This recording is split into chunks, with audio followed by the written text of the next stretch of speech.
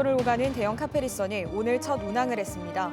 겨울철 결항이 더 많았던 기존 여객선과는 달리 카페리는 높은 파도에도 다닐 수 있고 화물 수송 능력도 뛰어나 울릉도 주민들의 기대가 큽니다.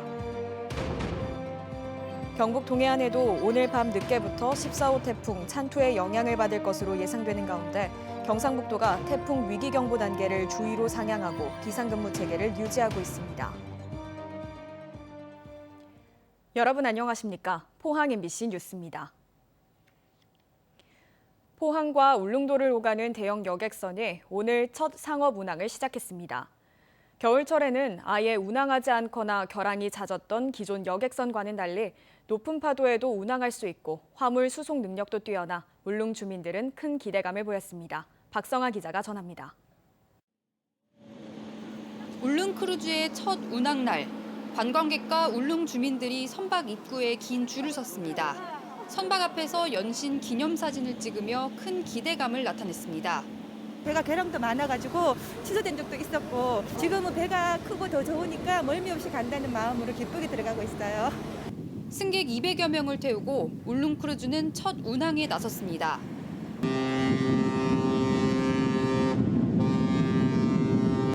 승객 1,200명, 화물 7,500톤을 실을 수 있는 대형 여객선 울릉 크루즈는 이제까지 포항 울릉 노선을 운항한 선박 가운데 규모가 가장 큽니다. 그만큼 더 안정적인 운항이 가능해 파도의 높이 최대 5m까지 울릉도를 오갈 수 있습니다.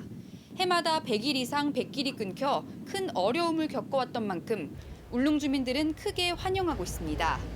환자나 그다음에 집에 안에 큰 경조사나 못 나가는 일이 굉장히 많습니다.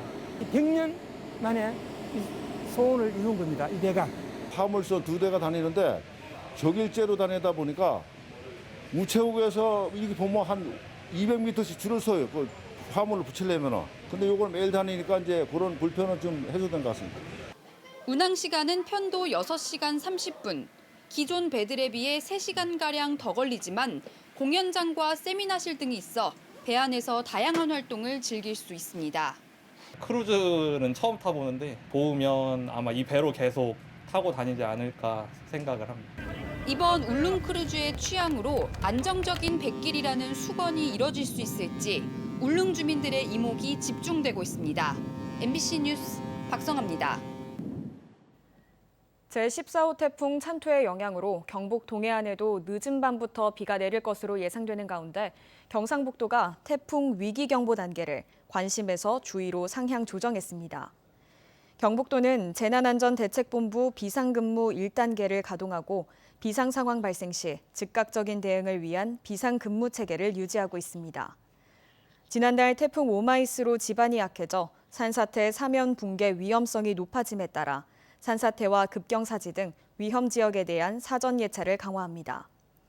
또한 상습 침수 지역에 대한 사전 대피와 통제가 차질 없이 진행되도록 사전 점검하고 강풍으로 인한 시설물 피해가 없도록 점검을 강화합니다. 교통사고를 줄이기 위해 도로 특정 구간을 설정하는 구간 단속이 늘어나고 있습니다. 취지는 좋지만 과도하게 긴 구간을 설정하다 보니 교통량에 비해 정체가 발생하는 곳이 많은데요. 경찰은 사고가 많이 발생해서 구간 단속 카메라 설치가 불가피하다며 내년 초부터 정식 운영에 들어가겠다는 입장입니다. 김경철 기자가 전합니다. 도로 위를 빠르게 달리던 차들이 서서히 속도를 줄입니다. 시속 80km 구간 단속을 알리는 표지판 때문입니다.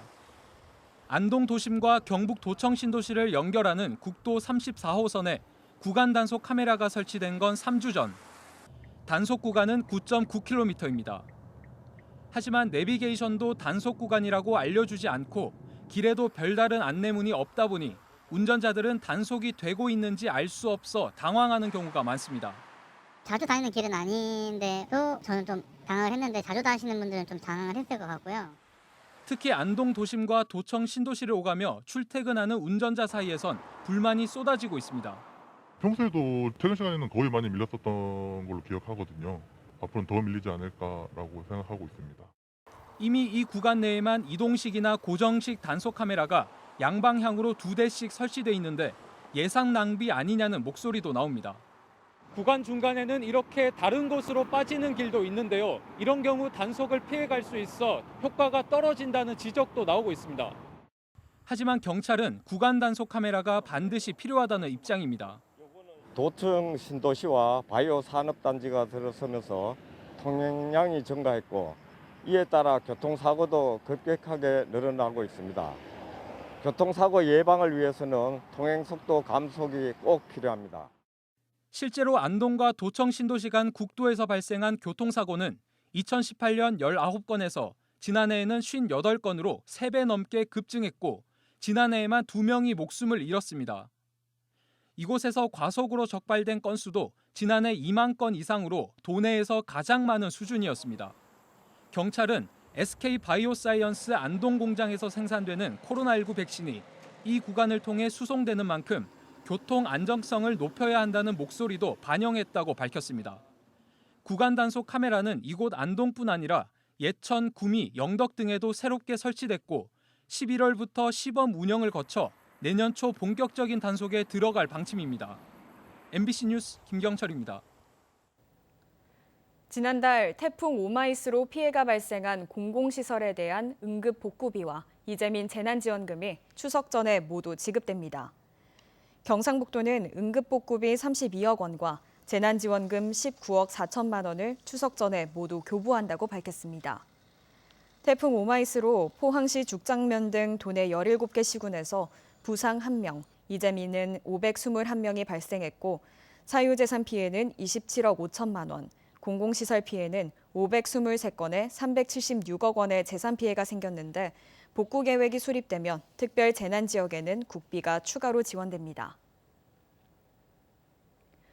구미 한 빌라에서 3살배기 여자아이가 방치돼 숨진 사건 기억하실 겁니다. 당시 아이를 홀로 남겨두고 떠났던 20대 여성은 아이의 친언니로 드러났는데 오늘 열린 항소심에서 1심과 같은 징역 20년이 선고됐습니다. 권윤수 기자가 보도합니다. 지난해 경북 구미 빌라에 방치돼 숨진 3살 아이의 친언니로 밝혀진 22살 김모 씨. 지난 6월 대구지방법원 김천지원은 김 씨에게 징역 20년을 선고했습니다. 김 씨는 형이 너무 무겁다며 검찰은 형이 가볍고 전자장치 부착 명령이 필요하다며 각각 항소했습니다. 대구고등법원 제1형사부는 항소심 재판에서 범죄의 중대성과 피해 정도를 감안하면 1심의 형이 무겁지도 가볍지도 않다며 김 씨와 검찰의 항소를 모두 기각했습니다. 검찰이 요구하는 전자장치 부착 명령은 불특정 다수 피해자를 상대로 한 것이 아니어서 다시 살인을 저지를 개연성이 있다고 단정하기 어렵다며 기각했습니다. 원심 판결을 그대로 따른 것입니다. 김 씨는 아동학대 치료 프로그램 160시간 이수와 아동 관련 기관 취업 제한 10년에 1심 재판부 명령도 유지됐습니다. 김 씨는 지난해 8월 전 남편과 낳은 딸이 재혼의 걸림돌이 된다고 생각해 빌라에 홀로 두고 떠났고 3살배기 여자아이는 숨졌습니다. 그리고는 피해 아동이 숨진 뒤 5개월가량 양육수당과 아동수당을 부정 수령했습니다. 김 씨는 사건 발생 당시 숨진 아동의 친모로 알려졌지만 유전자 검사 결과 친모가 아닌 언니로 밝혀졌습니다. 숨진 아이의 친모로 밝혀진 김 씨 어머니는 아이를 바꿔치기 한 혐의로 1심 재판에서 징역 8년을 선고받고 항소했습니다. MBC 뉴스 권윤수입니다. 추석을 앞두고 도내 유통 중인 주요 성수식품이 모두 적합 판정을 받았습니다. 경상북도 보건환경연구원은 지난달 30일부터 이달 10일까지 시 군에서 의뢰한 성수식품 176건을 대상으로 안전성 검사를 실시한 결과 이같이 나타났다고 밝혔습니다. 산적과 부추전 등 조리식품 13건과 한과나 참기름과 같은 가공식품 153건은 식중독균을 포함한 5개의 항목을 검사했고 조기 문어 등 수산물 10건은 중금속 검사도 이뤄졌습니다. 정부가 다주택자들에게 집을 팔도록 유도하는 정책을 펼치고 있지만 정책이 제대로 먹혀들지 않고 있다는 신호가 곳곳에서 나오고 있습니다. 양도세 부담이 커지자 집을 팔지 않고 자식에게 물려주는 사람들이 늘고 있는 건데요. 늘어난 증여세원을 국민자산 격차 해소에 사용해야 한다는 지적이 나오고 있습니다. 한태연 기자가 보도합니다. 대구 수성구에 사는 60대 A씨는 올해 봄 보유하고 있던 집 가운데 한 채를 30대 아들에게 물려줬습니다. 실거래가 17억 8천만 원인 아파트를 아들에게 증여해 증여세 5억 2,700만 원과 취득세를 비롯한 각종 세금 2억 3,500만 원을 포함해 7억 6,200만 원의 세금이 부과됐습니다. 증여하지 않고 팔 경우에는 양도세 4억 8,700만 원을 내면 되는데 2억 7,100만 원을 더 낸 겁니다. 엄청난 세금 부담을 감수하면서 굳이 증여를 선택한 이유는 무엇일까? 증여를 할 경우에 증여세와 더불어 또 그 수증자의 취득 세율이 최고 세율을 맞게 되거든요. 그럼에도 불구하고 증여를 선택하는 것은 가격이 오를 것을 기대하는 거죠. 정부가 다주택자들에게 집을 팔지 않으면 세금을 많이 물리겠다며 으름장을 놓고 있지만 증여를 선택하는 소유자들이 늘고 있습니다. 실제로 올해 들어 지난 7월까지 대구의 월 평균 아파트 증여 건수는 612건으로 매매 거래량 2,013건의 30%를 차지했습니다. 2020년 11%, 2019년 11%, 2018년 9%와 비교해 3배나 급증했습니다. 특히 올 상반기 20대 이하의 대구의 아파트 매수 비중은 5.8%로 지난해 같은 기간 3.8%와 비교해 2%포인트 늘었습니다. 양도세율 중과로 인해서 워낙 세율 구간이 높아졌기 때문에 증여세를 택하는 건 맞는 거고요. 그래서 증여세를 택함으로써 이제 자녀가 세대 분리가 되어 있다는 가정하에 추후에 이제 양도를 하게 되면 또 비과세를 받을 수 혜택이 있습니다. 대구에도 현재 집을 가지고 있는 사람 4명 중에 1명이 다주택자입니다. 결국은 이 다주택자들은 이제 매매를 통해서 양도소득세를 낼 것이냐, 아니면 자녀한테 증여를 통해서 부의 대물림을 할 것이냐, 이걸 봤을 적에는 앞으로도 증여는 계속 증가할 수 있다고 볼 수밖에 없죠.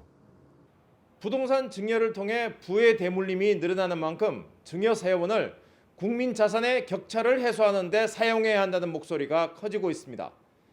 MBC 뉴스 한태현입니다.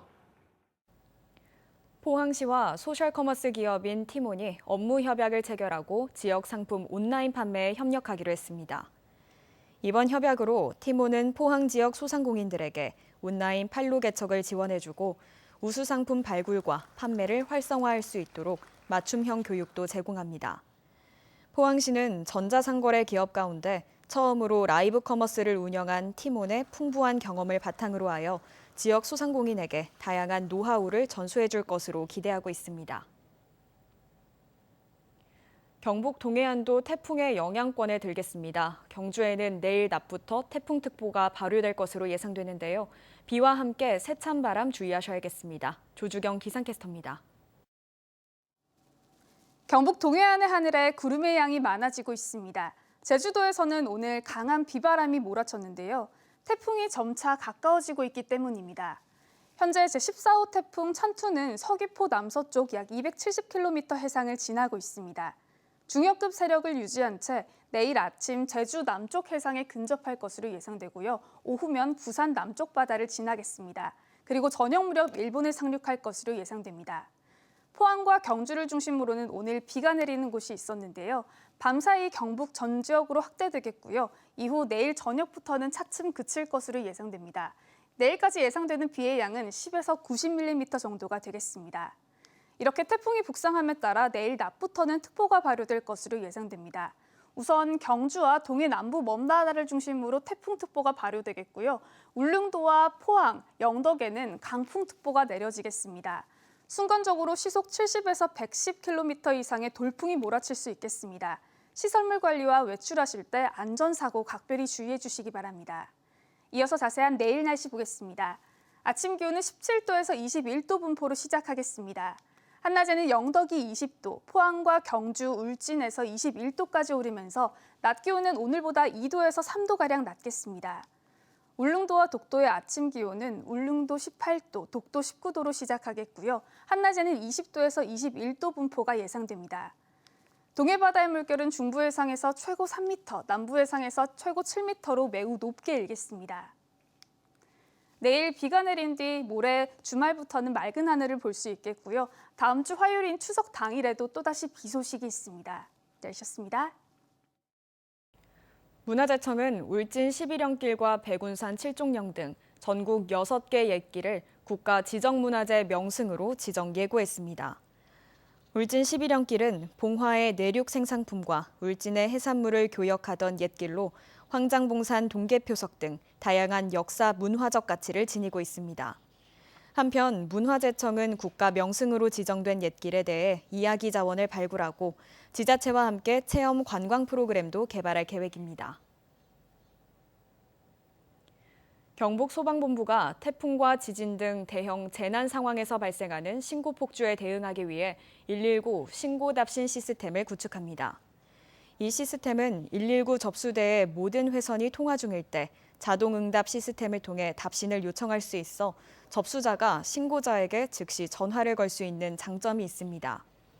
소방당국은 기존의 수작업으로 확인했던 시스템에 비해 신고 접수 처리 시간을 크게 단축할 수 있을 것으로 기대하고 있습니다. 경주시가 경주시민 코로나19 특별지원금을 지난 9일부터 지급한 이후 시민의 80%인 21만여 명이 지원금을 받았습니다. 경주시민 특별지원금은 경주 지역에서만 사용 가능한 10만 원권 선불카드로 지금까지 61억 원이 사용돼 추석 명절을 앞두고 지역 경기 활성화에도 도움이 되고 있습니다. 질병관리청은 가을철 환자 발생이 급증하는 진드기와 쥐에 의한 감염병 예방을 위해 농작업이나 야외 활동 시 예방 수칙을 준수해달라고 당부했습니다. 추석 명절 벌초와 성묘 농작업 등 야외 활동 시에는 긴 소매와 긴 바지 등으로 피부 노출을 최소화해 진드기에 물리지 않도록 하고 쥐로 인한 감염병을 피하기 위해서는 고여있는 물에서 작업할 때 반드시 장화와 작업복을 착용하라고 설명했습니다. 도로공사 대구경북본부는 이번 추석 200만 대의 차량이 지역 고속도로를 오갈 것으로 전망하고 내일부터 22일까지 특별교통관리에 들어갑니다.